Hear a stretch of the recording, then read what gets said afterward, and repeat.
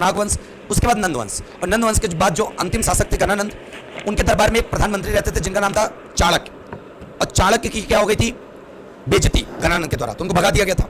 वो रास्ते में जब जा रहे थे तो चंद्रगुप्त मौर्य एक खेल खेल रहे थे जिसको कहते थे राजकीलम, और वो खेल जब खेल रहे थे तो उसी में उन्होंने देखा कि ये बच्चा बहुत दूर तक जाएगा, उसको शिक्षा दीक्षा दी। बाद में अपना प्रतिशोध पूरा करने के लिए चाणक्य ने उसको गणानंद के खिलाफ लड़वा दिया, जिसके बाद गणानंद को हरा के चंद्रगुप्त मौर्य एक नए साम्राज्य की स्थापना करता जिसको कहते हैं मौर्य साम्राज्य। तो आज हम लोग बड़े अच्छे से मौर्य साम्राज्य के बारे में पढ़ते अच्छे से, तो सभी बच्चों को फटाफट शेयर कर दो वीडियो, ज्यादा से ज्यादा बच्चे जुड़ जाएं, बहुत मजा आने वाला है, बहुत बढ़िया। हाँ, चुनचुन जी, विवेक, शिवम, सोहेल, आशा, किरण, सभी बच्चों को गुड इवनिंग, बहुत बढ़िया। शेयर लाइक बिल्कुल भी मत रोकिएगा क्योंकि आपका कर्तव्य है शेयर लाइक करना, ठीक है। चलो तो साथियों हम लोग बात करते हैं मौर्य साम्राज्य की तरफ। तो मौर्य साम्राज्य की तरफ सबसे पहले हेडिंग लगा लेते हैं हम लोग मौर्य साम्राज्य।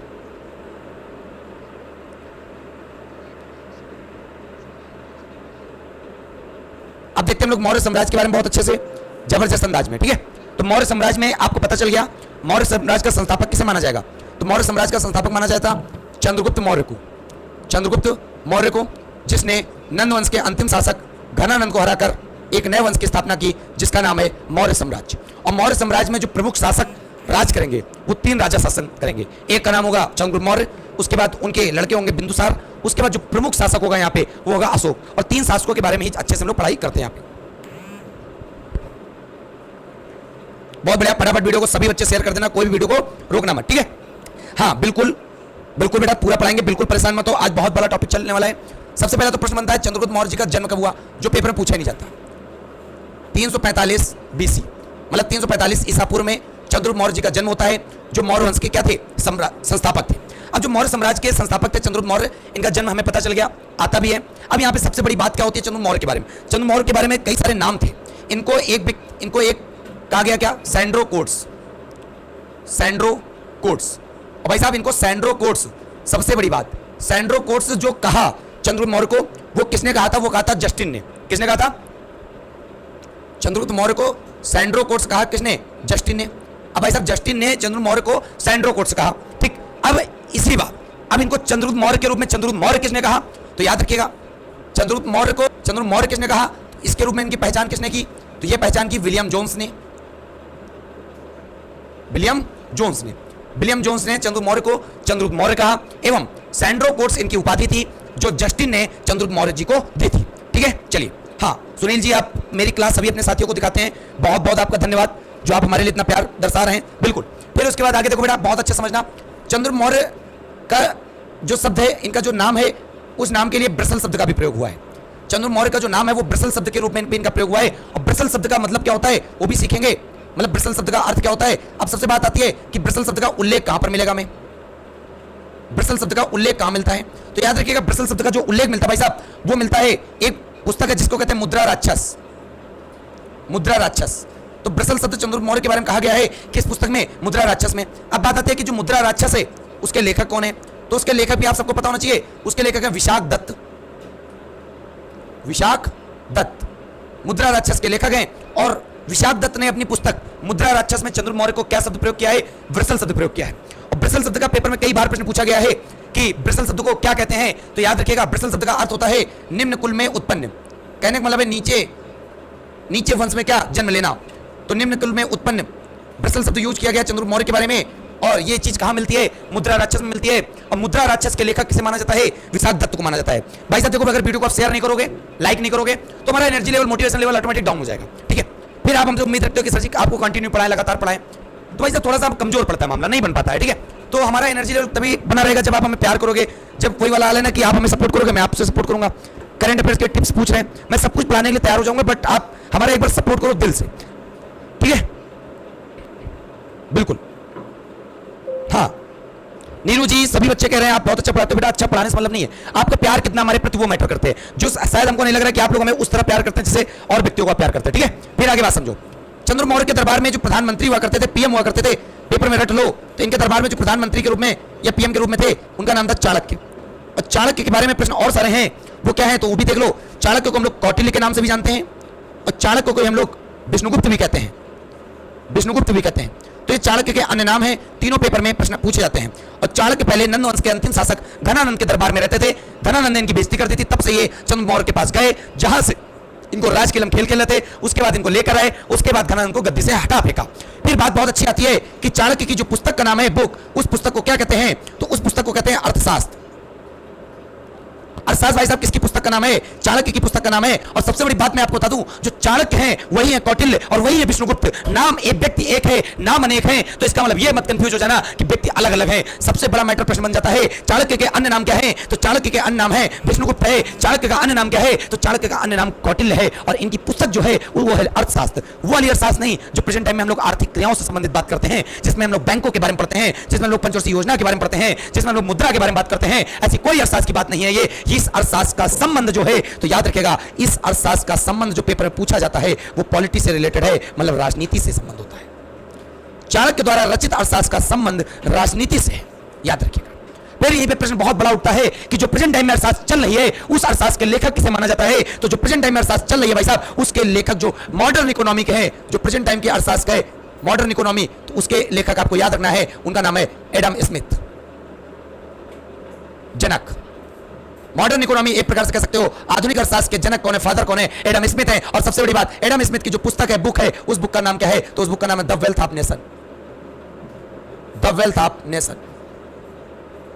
अब सबसे बड़ी बात, एडम स्मिथ ने यह पुस्तक जो लिखी वो किस सन में लिखी? 1776 में लिखी थी। और इससे भी बड़ी बात, 1776 याद रख लेना, 4 जुलाई 1776 मतलब अमेरिका का स्वतंत्रता दिवस। और 4 जुलाई को अमेरिका का स्वतंत्रता दिवस है। और उसके एक दिन बाद हमारे लिए भी कुछ उपलब्धि है, तो याद समझ सकते हो कि उसके एक दिन बाद क्या उपलब्धि है। और 4 जुलाई 1776 को freedom day of the America, और अमेरिका के खोजकर्ता माना जाता है किसे? तो वो माना जाता है कोलंबस को, जो कहां का निवासी था? स्पेन का निवासी था। तो उम्मीद करते इतनी बात आपको समझ में आ गई होगी, और वीडियो को लाइक भी कर रहे होगे, शेयर भी कर रहे होगे, और अपने साथियों के साथ बता भी रहोगे भाई साहब। बहुत बढ़िया, जबरदस्त तरीके से मजा आ रहा है ना? हाँ, वीडियो को शेयर कर देना भाई साहब। देखो भाई, लाइक शेयर करोगे इस मास्टर के लिए। तुम कहते हो सिर्फ सर आप बहुत अच्छा पढ़ाते हो, बहुत अच्छा पढ़ाते हो। भाई साहब अगर अच्छा पढ़ाते हैं ना, तो आपका राइट बनता है कि थोड़ा सा मैं दूर तक आप ले जाओ, ठीक है?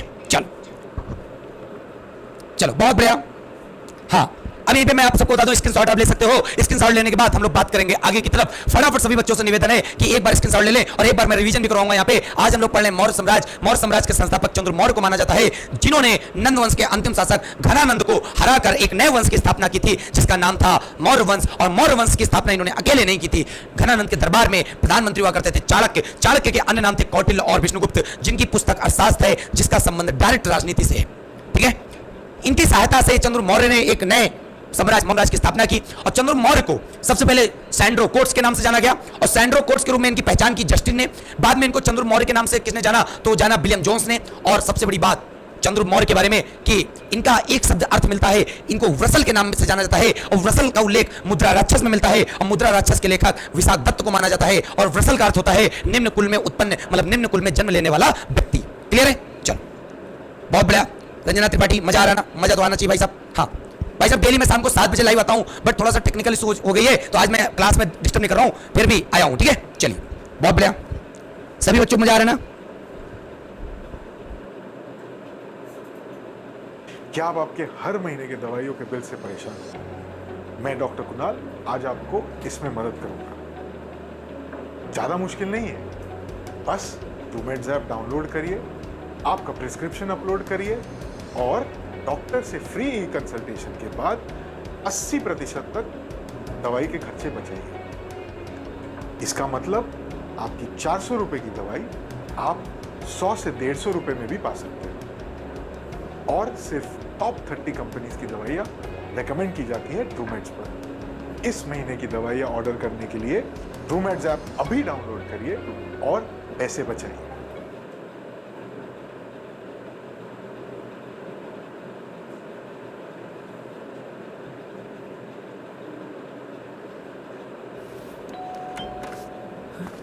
अब ऋतिक सर, जादू किसी भी मौसम में टाइम पे पहुंचते हो, जादू से काम हो क्या? Thank you sir. एक सेल्फी तो बनता है। एक सेकंड।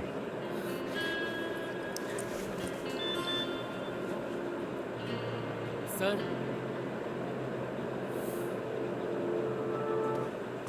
जादू अब यहाँ सेल्फी के लिए रुकता तो नेक्स्ट ऑर्डर लेट हो जाता। वो क्या है ना, ऋतिक रोशन हो या आप, अपने लिए हर कस्टमर है स्टार। अच्छा एक सेकंड,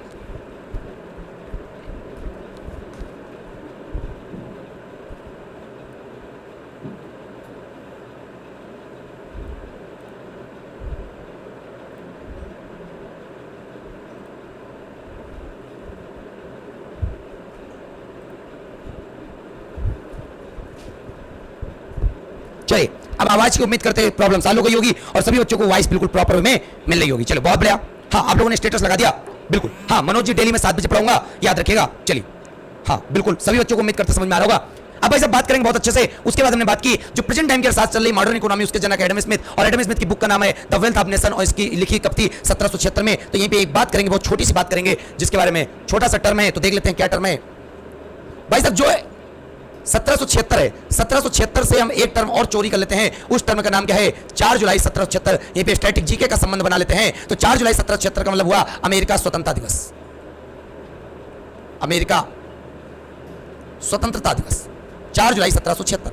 तो जब अमेरिका स्वतंत्रता दिवस मतलब 4 जुलाई 1776, फिर यहीं पे याद रखेगा अमेरिका के खोजकर्ता कौन है? तो अमेरिका के खोजकर्ता जिनका नाम था कोलंबस। और कोलंबस कहां के निवासी थे? तो भाई साहब कोलंबस जो निवासी थे वो निवासी थे कहां के? स्पेन के। और यहीं पे याद रखेगा अमेरिका खोज कब की गई थी? 1492 में की थी। अब यहीं पे याद रखेगा स्पेन की कैपिटल क्या है? तो स्पेन की कैपिटल है मैड्रिड।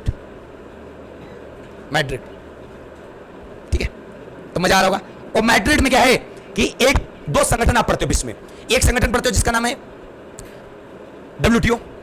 और WTO मतलब एक होता है वर्ल्ड ट्रेड ऑर्गेनाइजेशन जिसको कहते हैं विश्व व्यापार संगठन, और एक WTO का मतलब होता है वर्ल्ड टूरिज्म ऑर्गेनाइजेशन, विश्व पर्यटन संगठन। तो भाई साहब विश्व व्यापार संगठन का मुख्यालय तो जेनेवा में, लेकिन वर्ल्ड टूरिज्म ऑर्गेनाइजेशन मतलब विश्व पर्यटन संगठन, विश्व पर्यटन संगठन, इसका हेडक्वार्टर कहां पर है? तो भाई साहब इसका हेडक्वार्टर पड़ता है कहां पर? मैड्रिड में। तो इससे पता ये चलता है कि स्टैटिक जीके भी इस तरह पढ़ते हैं। स्टैटिक जीके लोग शब्दों से पकड़ते होंगे, बट मैं सन से पकड़ता हूं कि सन हमें कहां पर क्या दिख गया, याद रखिएगा, ठीक है। सन हमें कहां पर क्या दिख गया। तो मजा तो इसी बात में ना कि आप सन से कितनी जीएस बना सकते हो।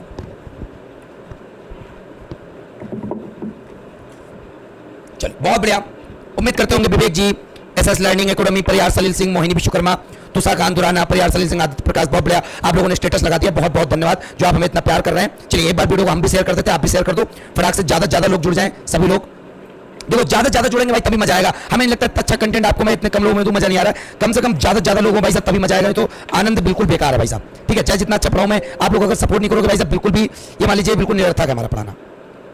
चलिए बहुत बढ़िया आप लोग,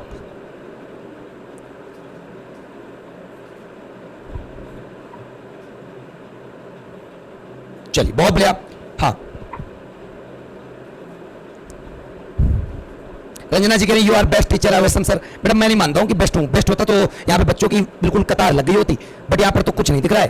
क्यों? क्योंकि अभी कुछ ना कुछ कमी होगी, ठीक है। और आप लोग प्यार कर ही नहीं रहे हो। जिस हिसाब से मैं रिस्पॉन्स चाहता हूँ वो रिस्पॉन्स मुझे मिल ही नहीं रहा है। चलिए पता है दिल तो करता है बिल्कुल आपके सामने मैं वो कंटेंट दे दूं जो कभी आपने पाया ही ना हो, बट दिल एक ये भी करता है कि भाई साहब तुम लोग सपोर्टिव नहीं हो, तुम लोग बस चाहते हो अरे काम निकालो इसको फेंको, ठीक है। चलो बहुत बढ़िया, गंभीर जी आपका भी नाम ले लिया हमने, ठीक है। चलो हाँ भाई साहब आगे देखो चंद्र मौर्य के बारे में और आगे देखते चीजें, बहुत सारी चीजें। हाँ बिल्कुल। फिर उसके बाद इनका जन्म होता है 345 ईस्वी में। फिर चंद्र मौर्य जी जो है, फिर आगे देखते हैं चंद्र मौर्य जी के बारे में। चंद्रगुप्त मौर्य जो है ना,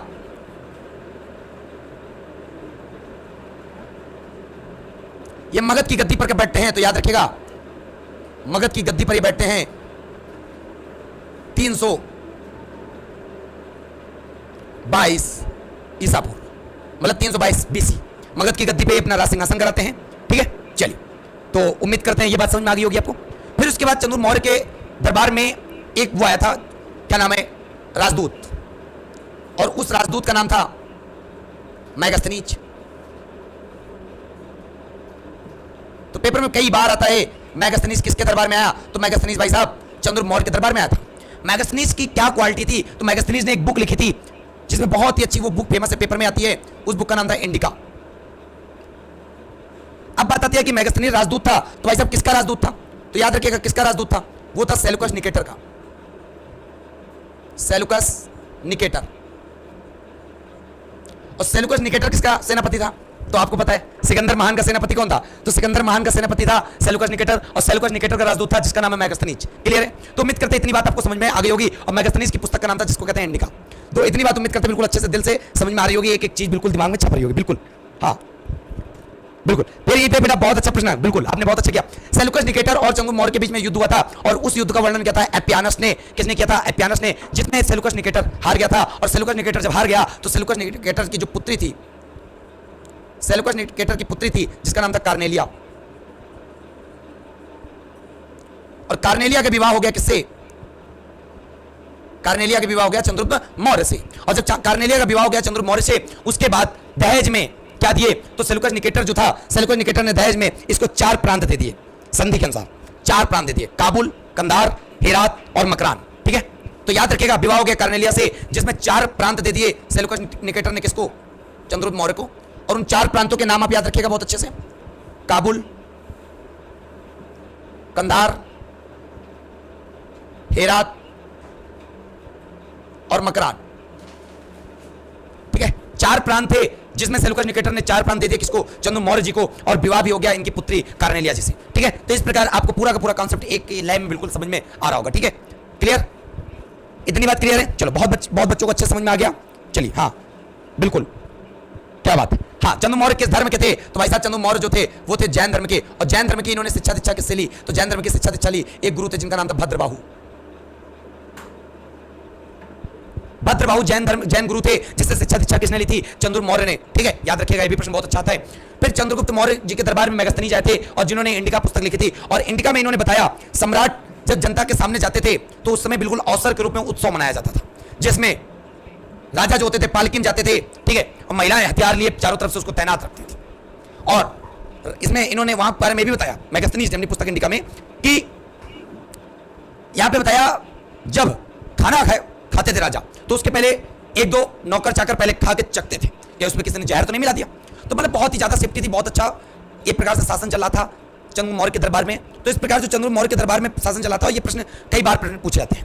फिर उसी प्रकार चंद्रगुप्त मौर्य आगे बढ़े तो समय बीतता गया।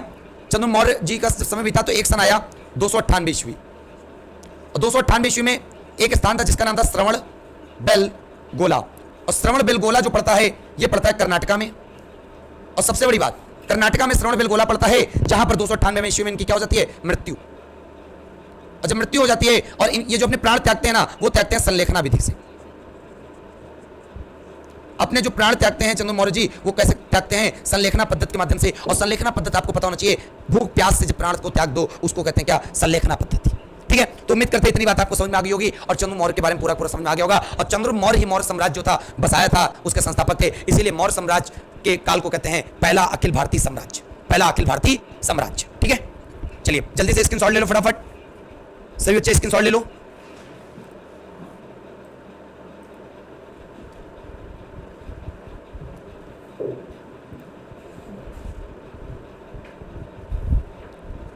चलिए, उम्मीद करते हैं आपने स्क्रीनशॉट ले लिया होगा, चंद्रगुप्त मौर्य के बारे में पूरा समझ में आ गया होगा। अब बात करेंगे हम लोग।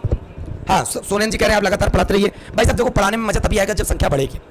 ठीक है, इस तरह मजा नहीं आएगा। बिल्कुल बात जो रियलिटी है। तुम कहते हो टीचर कहता नहीं है टीचर, बट मैं रियलिटी कहता हूँ कि अगर आप ये मान लो कि अगर आपको लगता होगा कि मैं अगर लगातार पढ़ाऊंगा तो लगातार आप ये भी मान लीजिए कम से कम आपको पूरा सपोर्ट हमें करना होगा, और जब तक आप सपोर्ट नहीं करोगे तब तक मजा बिल्कुल नहीं आएगा भाई साहब।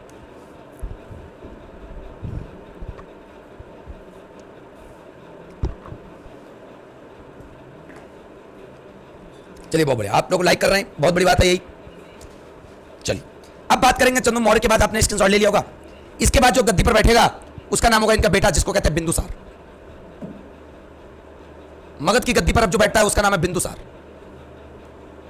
अब बिंदुसार के बारे में बहुत अच्छा प्रश्न है, इनके बारे में कई सारे तो नाम आते हैं। सबसे पहला तो प्रश्न आता है, बिंदुसार को अमित्रघात के नाम से जानते हैं। बिंदुसार जो गद्दी पर बैठे वो 298 बीसी में चंद्रगुप्त मौर्य की मृत्यु हुई थी, और गद्दी पर जो बैठे तो 298 बीसी था। 298 बीसी में ये गद्दी पर बैठते हैं बिंदुसार, और इनको अमित्रघात के नाम से जानते हैं। और अमित्रघात का मतलब क्या होता है? शत्रु विनाशक। इसका अर्थ क्या होता है भाई साहब? इसका अर्थ होता है शत्रु विनाशक।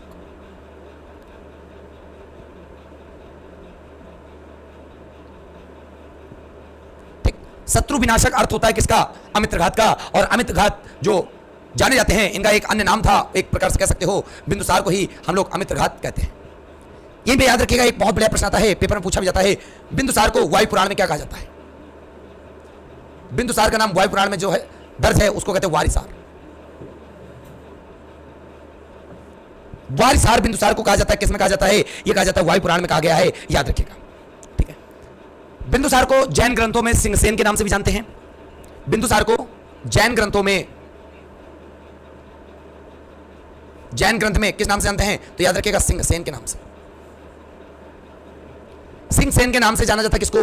बिंदुसार को। कहां पर जाना जाता है? तो याद रखिएगा वो जाना जाता है जैन ग्रंथों में। तो उम्मीद करते हैं इतनी बात आपको समझ में आ गई होगी, ठीक है। चलिए, नहीं सिप्रा जी, मैं अपनी पेड क्लास में लूसेंट नहीं पढ़ा रहा हूं। मेरी पेड क्लासेस जो है वो त्रिशूल बैच के नाम से, और वो जो एप्लीकेशन है वो आप याद रखिएगा, मेरा जो एप्लीकेशन है उसका नाम है स्टडी पाई।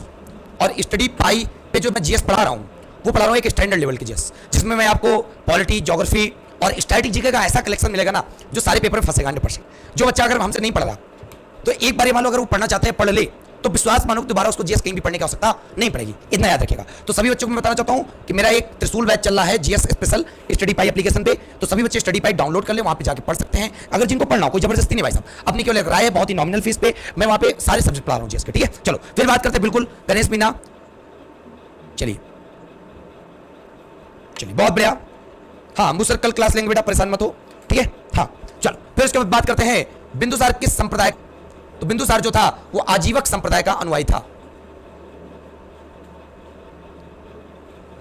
आजीवक संप्रदाय का अनुयायी था, और आपको दिख भी रहा होगा त्रिशूल बैच आपकी स्क्रीन पे आ गया है, ठीक है। यहां पे आप जाके स्टडी पाई एप्लीकेशन को डाउनलोड कर लो, करें नौकरी की, आप करें सरकारी नौकरी की पक्की तैयारी, ठीक है। अगर आप जीएस घर पे बैठे पढ़ना चाहते हैं, और मान लो एक बार पढ़ के देखोगे तो ऑफलाइन ऑफलाइन सारे बैच बेकार है भाई साहब। ऑफलाइन ऑफलाइन कोई बैच मान लो मैटर नहीं करता। एक बार आप हमसे जीएस अगर पढ़ रहे हो तो आप जाके एक बार केवल हमारी क्लासेस देख लेना, आपको खुद पता चल जाएगा कि लूसेंट का लेवल जो है, लूसेंट तो हम लेवल के हिसाब से पढ़ ही रहे हैं, बट इससे भी एक लेवल जो जीएस का मैच करता है, जो पेपर में प्रश्न पूछता है, तो वहां से आप बिल्कुल मजा आ जाएगा, आपको फोड़ दोगे, आग लगा दोगे, ठीक है। तो जिनको भी अगर लगता हो कि वहां चले जा सकते हैं तो जाना चाहिए। बाकी बहुत ही नॉमिनल फीस है, जिसको कोई डाउट हो तो वहां पे डाउट अपने क्लियर करने के लिए मैं इतना कहना चाहता हूं कि वहां पे जो कॉलिंग नंबर दी गई उस पर आप कॉल करके पूछ सकते हो, ठीक है। चलो बहुत बढ़िया।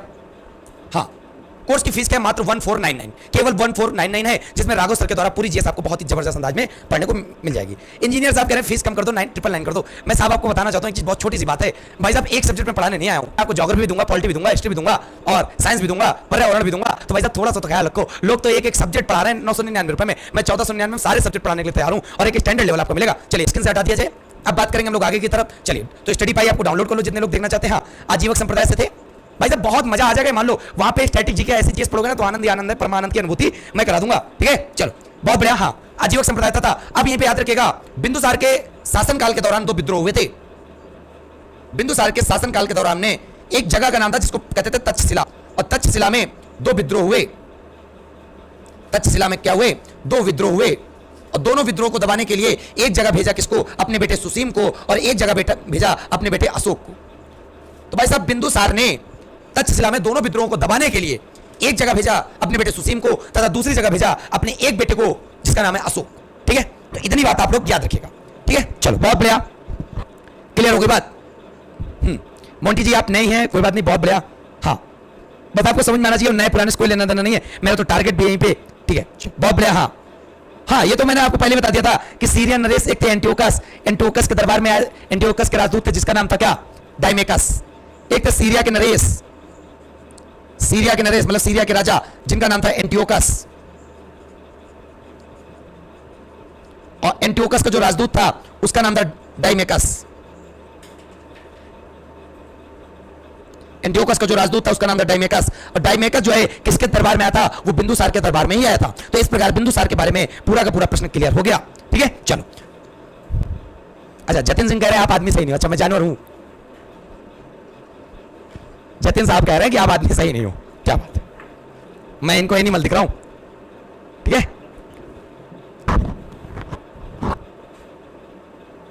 बिल्कुल इस प्रकार पूरा का पूरा पता चल गया आपको।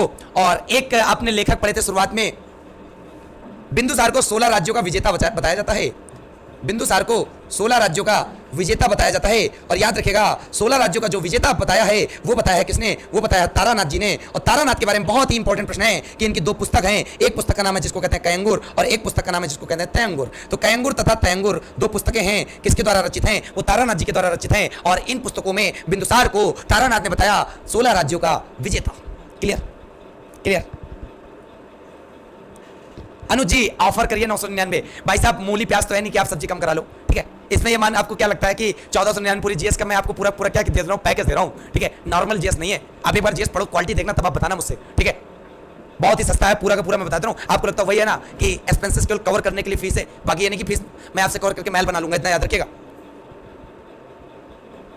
चलो बहुत बढ़िया। अच्छा राजू जी कह रहे हैं सर हम अपने गर्लफ्रेंड को भी देखने के लिए बोल दिए हैं, तो वो आपका रोज वीडियो देखती है, बहुत बढ़िया। तो आपकी जितनी गर्लफ्रेंड हो सबको बोल दो बेटा राजू, जितनी गर्लफ्रेंड हो कम से कम आपकी गर्लफ्रेंड से यहाँ पे भीड़ बढ़ जाएगी, ठीक है। और गर्लफ्रेंड से बोल दो उनके जितने बॉयफ्रेंड हो उनको बोल दो, ठीक है। चलो अच्छा मैं लड़ाई लग रहा हूँ, चलो कोई बात नहीं। आप लोग ऐसी बातें कर रहे हो, अरे भाई साहब माँ का नाम लेते, पिताजी का नाम लेते, भाई का नाम लेते, बहन का नाम लेते, बट यहाँ पर दोस्त का नाम लेते, बट यहाँ पे तुम तो सीधा सीधा गर्लफ्रेंड का नाम ले रहे हो, कोई बात नहीं।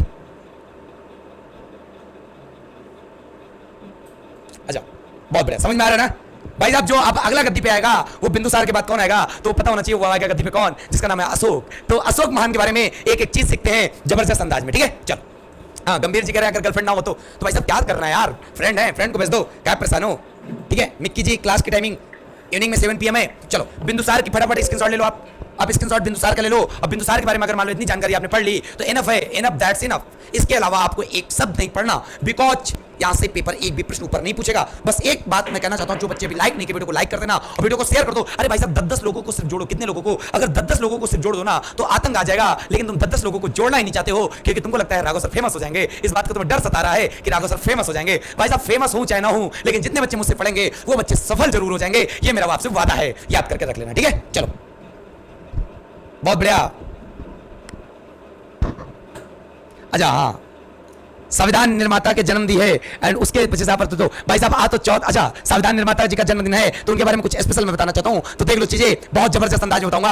आज है तारीख कितनी 14 अप्रैल, और 14 अप्रैल का मतलब अब भाई समझ लो, तुमको मजा ना आ जाए तो बता देना। अगर ये कॉन्सेप्ट तुम्हें समझ में आ जाए तो विश्वास मानना 10-10 लोगों को शेयर कर देना, तब तुम कहना राघव सर क्या पढ़ाते हैं। और याद कर लेना जो मैं तुमको बता रहा हूँ ना स्ट्रेटेजी कैसे पढ़ जाती है। तो 14 अप्रैल मतलब डॉक्टर भीमराव अम्बेडकर जयंती, डॉक्टर भीमराव, केवल बस आप अपने 5 मिनट याद दीजिएगा, 5 मिनट कंटिन्यू रहना, तुमको ना मजा आ जाए तो आप बताना, बस ज्यादा मैं बात नहीं करूंगा।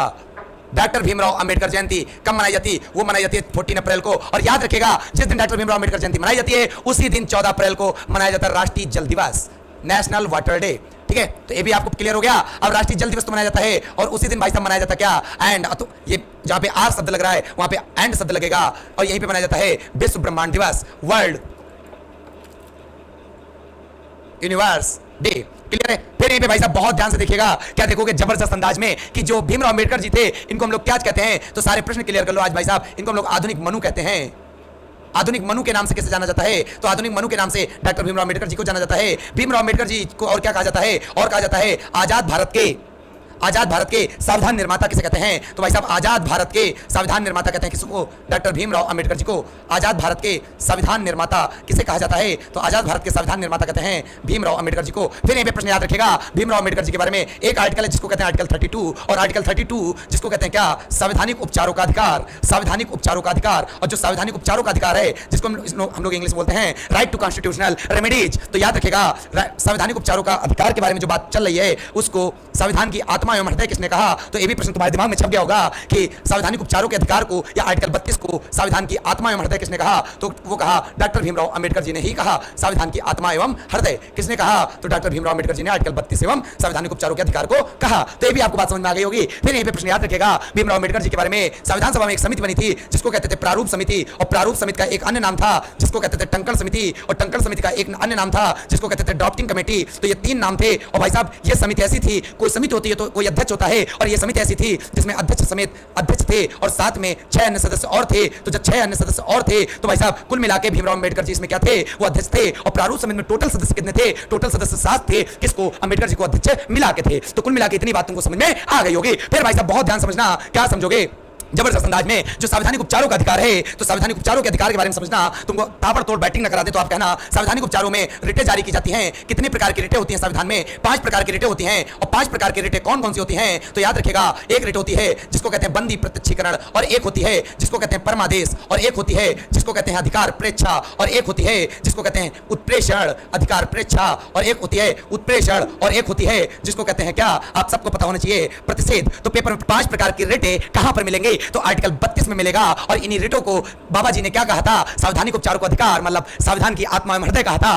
और याद रखेगा ये जो रिटें हैं 5 प्रकार की, इनके बारे में कैसे प्रश्न आता है, ये रिटें जारी करने का अधिकार किसका है, ये रिटें जारी कौन कर सकता है। तो याद रखेगा इन रिटों को जारी कर सकता है हाईकोर्ट भी जारी कर लेता है, सुप्रीम कोर्ट भी जारी कर लेता है। फिर अगला प्रश्न आता है कि सुप्रीम कोर्ट इन रिटों को किस आर्टिकल के तहत जारी करता है। तो सुप्रीम कोर्ट इन रिटों को आर्टिकल 32 के तहत जारी करता है। हाईकोर्ट इन रिटों को किस आर्टिकल के तहत जारी करता है, आर्टिकल 226 के तहत जारी करता है। और यहां पर राष्ट्रीय जल दिवस की बात कही गई थी 14 अप्रैल को। तो यहां पर एक प्रश्न याद कर लो बहुत ही जबरदस्त अंदाज में, चिड़िया जंगल में गई पानी पीकर, चिड़िया जंगल में गई पानी पीकर मर गई। तो भाई साहब चिड़िया जंगल में गई पानी पीकर मर गई, और किससे मरी, तो वो मरी टीबी से मर गई। किससे मर गई, टीबी से मर गई। तो यहां पे पेपर में प्रश्न क्या बनेगा, चिड़िया का मतलब होता है, चाहे इंग्लिश में बोलो तो गौरैया, इंग्लिश स्पैरो बोल लो, हिंदी में गौरैया बोल लो। और विश्व चिड़िया दिवस या विश्व गौरैया दिवस कब मनाया जाता है, तो याद रखना 20 मार्च को मनाया जाता है। फिर यहीं पे जंगल मतलब वर्ल्ड फॉरेस्ट डे, या आप कह सकते हो विश्व वन दिवस, ये कब मनाया जाता है, तो भाई साहब ये भी आप कह सकते हो 21 मार्च को। में से कोई मतलब नहीं, गए से कोई मतलब नहीं, पानी से मतलब है। भाई साहब राष्ट्रीय जल दिवस 14 अप्रैल जो आज मनाया जा रहा है भीमराव अम्बेडकर जी की जयंती पे, तो यहाँ पे सब विश्व का मामला चल रहा है। विश्व चिड़िया दिवस, विश्व गौरैया दिवस, विश्व जंगल दिवस। तो यहीं पे याद रखेगा विश्व वाटर दिवस, वर्ल्ड वाटर डे या विश्व जल दिवस कब मनाया जाता है, तो भाई साहब विश्व जल दिवस मनाया जाता है 22 मार्च को मनाया जाता है। पीकर से कोई मतलब नहीं, मरने का मतलब होता है शहीद हो गई। और जो शहीद हो गई तो आप सबको पता है 23 मार्च ऐसा दिन है जब भगत सिंह राजगुरु और सुखदेव को फांसी पर सूली चढ़ा दी गई थी। और वो तारीख थी 23 मार्च 1931 को। 3 क्रांतिकारी भगत सिंह, राजगुरु और प्लस सुखदेव, 3 लोगों को फांसी पर लटका दिया गया था। जब से मनाया जाता है राष्ट्रीय शहीद दिवस। और याद रखेगा टीबी, टीबी मतलब होता है तपेदिक, ट्यूबरकुलोसिस। और याद रखेगा ये तारीख मनाई जाती है 24 मार्च को। और भाई साहब 24 मार्च विश्व तपेदिक दिवस, विश्व टीबी दिवस। अब भाई साहब कमेंट करके बता देना कि 14 अप्रैल क्या होता है। देखो विराम मैं तभी लूंगा जब मैं तुमको पढ़ा के छोड़ूंगा, वरना बेकार है। अब तुम लोग एक जितने बच्चे यहां देख रहे थे ईमानदारी से, जिन्होंने लाइक नहीं किया था लाइक कर देना। और अगर तुम्हें लगता हो इस मास्टर में काबिलियत है पढ़ाने की तो वीडियो को शेयर भी कर देना और सबको बता भी देना कि भाई साहब पढ़ लो, रिकॉर्ड तोड़ देगा ये मास्टर जीएस में। कमेंट करके बता देना कि भाई साहब 14 अप्रैल की वैल्यू क्या समझा दी और स्टैटिक जीके की क्या भूमिका होती है। स्टैटिक जीके ऐसे नहीं होती है, स्टैटिक जीके वन लाइनर रट के नहीं आती है। स्टैटिक जीके कोरिलेट कौन कितना अच्छा करता है वो होती है स्टैटिक जीके। बाकी स्टैटिक जीके बहुत सारे यूट्यूब चैनल वाले अपना एक क्वेश्चन लगा लिए, बोलना चालू कर दिए, लिख दिए बड़ा बड़ा थंबनेल में स्टैटिक जीके। तुम उसको मान बैठे static GK, but static GK reality ये है कि एक शब्द को पकड़ लो कितना घूम सकते हो, ये मैटर करता है भाई साहब, ये याद रखिएगा। भाई साहब दिल से अगर कमेंट करके बताना, अगर दिल से, और दिल से अगर तुम एक कमेंट भी नहीं कर सकते हो ना, लानत है तुम पे, तुम हमारे स्टूडेंट हो। तुम्हारे लिए समझ लो ये तुमको लग रहा होगा सिर्फ बोर्ड भरा है, बस इस बोर्ड में एक प्रश्न तुम्हारा पेपर में छपा है, याद रखिएगा।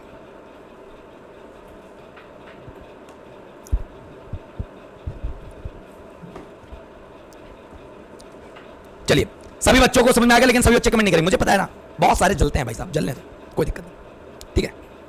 चलो तुम स्क्रीन साइड ले लो भाई साहब, जलने दो, जिसको जलना जलने दो। मेरा काम है मैं अपना बेस्ट दूंगा और बेस्ट दूंगा सबको, सभी बच्चों को, किसी को निराश नहीं करूंगा, ठीक है। चलो पूजा मिलन मजा आ गया, बहुत बढ़िया। निहाल पांडे, दीपक, मिक्की बर्नवाल, बिल्कुल। चलिए वंदना झा, हाँ क्लास का टाइम श्याम जी शाम को 7 बजे भाई साहब, याद रखिएगा। चलिए चलिए फटाफट आप लोग स्क्रीनशॉट ले लो, फिर बात करेंगे आगे की तरफ। फटाफट सभी बच्चे स्क्रीनशॉट लो जल्दी जल्दी।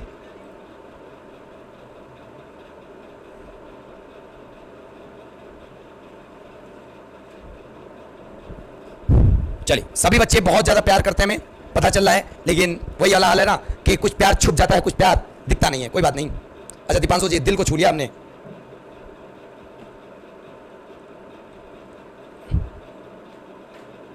चलिए भाई साहब उम्मीद करते सभी बच्चों को मजा आ गया होगा ना। चलो तो भाई साहब ये तुमको बताना चाहते थे, जैसे कि आपको मैं बता रहा था त्रिशूल बैच का मतलब ऐसे ही त्रिशूल नाम नहीं पड़ गया, त्रिशूल की तरह वार भी होगा, जीएस पूरी समाप्त होगी। स्टैटिक जी के जब वहां आप हमसे पढ़ोगे ना तो आप याद करोगे एक बार, हाँ जीएस जीवन में एक बार सीखी जाती है 100 बार नहीं। भाई साहब बार बार वही चीजें, बार बार वही चीजें, क्या पढ़ने का वजूद है, चीजों को आप एक बार पढ़ो अच्छे से, ठीक है। चलिए अब सभी लोग, अब तो भाई साहब कह रहे हैं ना, हाँ बिल्कुल डेली क्लास कराएंगे, बिल्कुल परेशान ना हो। चलो अब सभी बच्चों को मैं कहना चाहता हूं, सभी बच्चों ने शेयर भी कर दिया, लाइक भी कर दिया, इसका स्क्रीनशॉट भी हो गया, तो उम्मीद करता समझ में आ गया होगा। अब जो अगला टॉपिक हम लोग पढ़ेंगे वो पढ़ेंगे अशोक की तरफ। तो अशोक की तरफ कूच करने से मैं चाहता हूं कि अशोक की तरफ कूच किया जाए कल, क्योंकि आज टाइम हो चुका है। क्यों बेटा?